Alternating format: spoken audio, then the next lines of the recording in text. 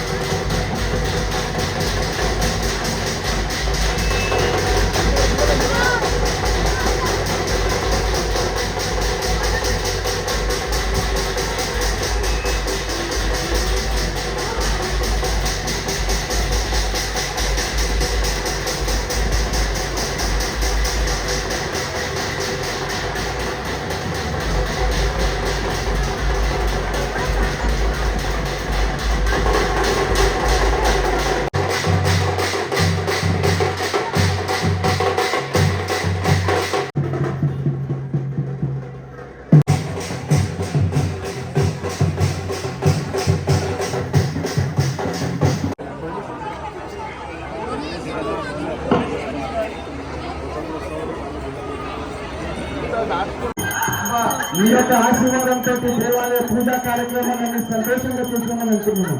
అలా మీరు ఎలా చెప్పండి. నాకు అన్ని విధాల సంతోషమే కానీ బాగా నన్ను రమ్మని నాకు రాయి కిందికి వేసి నా పోతు రాదు ఇంకా ఇలా కళలో అదే ప్రయత్నంలో ఉన్నామా. శివాలయ నిర్మాణం కొద్దిగా ఆగింది కాబట్టి అదొక శివాలయ నిర్మాణం చేసి 2 కార్యక్రమాలు ఒకటేసారి చేయాలని సంకల్పంతో ఉన్నామమ్మా. దానికి మీరు నాకు బలాన్ని మరియు సాయాన్ని కూడా అందించేసి నాకు శక్తిని ప్రసాదించాల్సి కోరుతున్నాము. ఆపుకుంటూ వస్తున్నానంటే ఆడపిల్ల వచ్చిన తర్వాత ఎక్కడ ఉంటుందని మీకు తెలియదా? తెలిసినప్పుడు నేను వచ్చేది నాకు స్థలం ఇస్తేనే కదా బాగా నన్ను కిందికి వేసేసిండ్రు. అది కార్యక్రమం మేము నిర్వహిస్తామమ్మా. శివాలయంతో పాటు అది కూడా వచ్చే సంవత్సరం వరకు దాన్ని చేయడానికి మొత్తం ప్రయత్నం చేస్తాం. దానికి నాకు శక్తిని మీరు ఇచ్చేసేసి అందరూ కూడా భక్తులు సహకారం చేయవలసిందిగా కోరుతున్నాం. కానీ వచ్చిన వాళ్ళు మేము ఎక్కడ కూర్చుంటాము, ఎక్కడ నిలబడతాము. ఇంత రంగరంగ వైభవంగా చేసినప్పుడు నువ్వు ఆలోచన చేయబడుతుంది. కలలో నీళ్ళలో కూడా వచ్చి నేను చెబుతూనే ఉన్నాను. నా నోటి నుంచి పలికించే వరకు నువ్వు నా ప్రజల అట్లా నేను ఆనందంగా మిమ్మల్ని ఉంచుతాను. కానీ మీరు చేసుకుంటున్న పాపాలకి మీకు తప్పదు బాలుడా శిక్ష. ఎవరేమి అన్నా ఎవరు ఏమి చేసినా కానీ ఆలోచన చేయకుండా ముందుకు వెళ్ళి అడిగేసేటట్టు నేను మీకు ఆజ్ఞాపిస్తున్నా.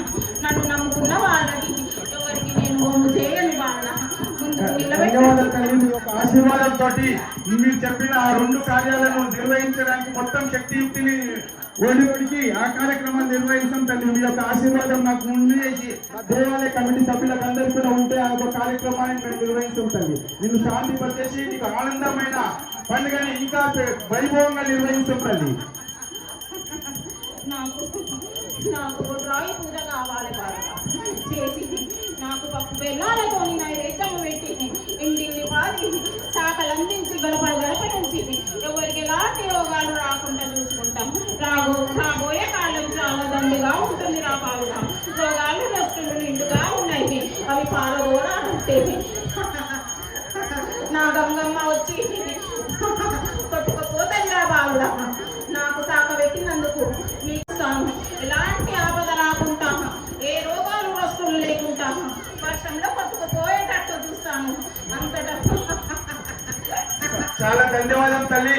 మీ యొక్క ఆశీర్వాదంతో ఆ వరుణ దేవుడు కూడా కరుణించి అందరిపైన చల్లని చూపు చూస్తున్నారు. మీ యొక్క భవిష్యవాణి కార్యక్రమం హైదరాబాద్ లో కావడంతో మొట్టమొదట ఉప్పుగూడ దేవాలయంలో కావడంతో ఆ వర్ణదేవుడే సందేశంగా వర్ణదేవుడు సంతోషంతో వ్యక్తం చేస్తూ వర్షాన్ని కూడా కురిపించి మన అందరినీ సంతోషం చేసిందండి.